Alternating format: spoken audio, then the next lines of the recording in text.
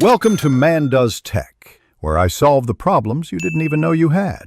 You start by powering off any connected device and placing the case on a flat, well-lit surface so nothing slips. Grip the case firmly, thumbs on the front edge, fingers supporting the back. This gives control and prevents bending. Once done, open the lid and inspect the seam where the top meets the base. That seam is your release point.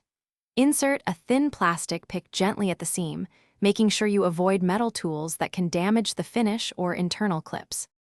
You now work slowly, moving the pick in small increments along the seam to avoid popping a clip suddenly. Apply gentle, consistent pressure while prying.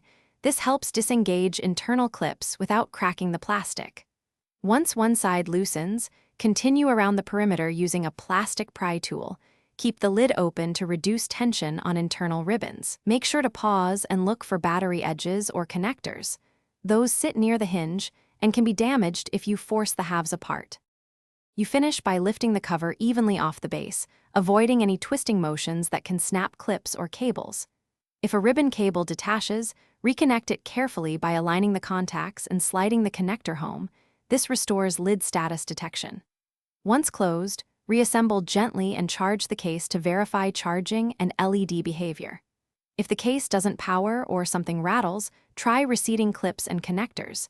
If that fails, stop and consult a professional to avoid battery damage. Thanks for watching.